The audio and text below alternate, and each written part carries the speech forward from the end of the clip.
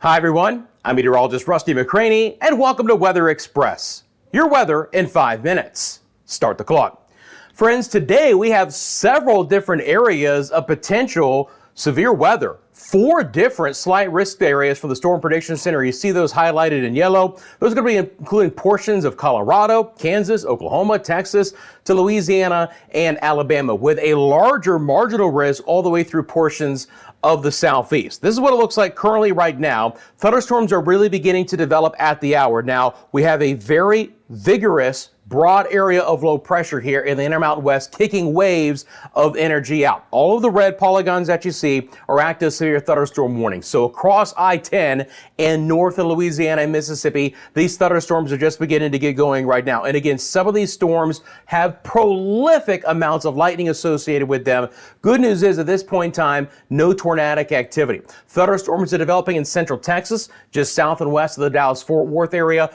Big threat out of those could be some monster hail sizes, but even an isolated tornado risk. But I think the biggest chance for tornadoes today is going to be coming out of the high plains of the eastern side of Colorado into Kansas and portions of the Oklahoma panhandle as well. Right now, no tornadic activity, but this is where we do have a tornado watch. That's going to be highlighted for you right now in the area in purple. That's a tornado watch bracketed by a severe thunderstorm watch. The main threat with the tornado watch: winds of 70 miles an hour, 3-inch or baseball-sized hail, and again, isolated stronger tornadoes. The severe thunderstorm watch off towards the south has, again, 2.5-inch size hail associated with that. And we're not going to see as much hail here in portions of Mississippi and Louisiana. Look for the hail size there to be right around 1 inch, but the wind gusts to be around 65 miles an hour. Now, the other thing that's going to be coming along with the ride here is going to be the opportunity for some very prolific rainfall.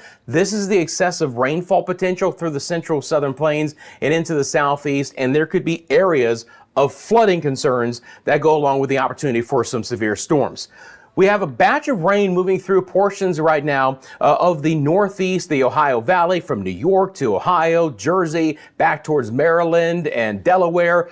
Just kind of a cool rain right now with temperatures mainly in the 50s and the 60s. This is what it looks like on the enhanced satellite imagery. Those higher cloud tops, just the thicker overcast. It's been warmer today the farther northeast that you go, but this rain is also driving in some cooler air. Back to the southeast, thunderstorms again, Louisiana, Mississippi, thunderstorms developing in a non-organized fashion over portions of the peninsula of Florida. Temperatures there are in the 90s for the most part. It's been a little bit more rain-cooled overall in the southern plains for today, especially into the central plains and even into the western Great Lakes. This is just some light rain associated with a broad area of low pressure over portions of Minnesota and Wisconsin and Michigan, even back down towards the northern sides of Ohio and Indiana, but no outrageously heavy rainfall there. Now out west, the big story is actually the heat. You can see some of the temperatures here, southern sides of Vegas, Nevada, back down towards California and portions of Arizona. Triple-digit heat there, bit of wind along the west coast as well, and even some high wind gusts in the southern sides of Colorado, 40 and 50 mile an hour winds. But you have an excessive heat warning through a lot of California at the hour. Feels like temperatures there could be outrageously high at a couple of spots, all interior locations with all the wind along the coastal sections. Again, the flood threat with the areas in green to kind of bracket the opportunity for the severe thunderstorms as well. So let's get into the forecast. This is our HER model, our high resolution rapid refresh.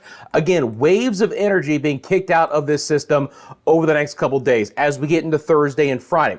Overall, the severe weather threat will stay put in the southern plains and then push a little bit farther south into the east through most of the mid-south, the Tennessee Valley, and the southeast. There's going to be a little bit of energy coming out of the Gulf as well. That should provide more moisture, more lift in the atmosphere, and just overall better storm chances. Maybe not a higher end tornado threat, but these could be a lot of straight line winds of 60, 65, 70 miles an hour to go along with a lot of heavy rain. Again, places like Atlanta, Georgia, Nashville, Tennessee, all the way up towards Indianapolis, Pittsburgh, more rain for the Northeast as well. Still expecting the strongest storms to be places like Oklahoma City, Dallas, Shreveport, Louisiana, and then back into the southern sides of Texas. San Antonio and Houston could get onto the act of some strong to severe storms as well. This is what the risk looks like for tomorrow. Again, it's slightly farther south, Odessa, Waco, with your marginal risk right across the Gulf Coast. I mean, all of the northern Gulf Coast states and back into central sides of Florida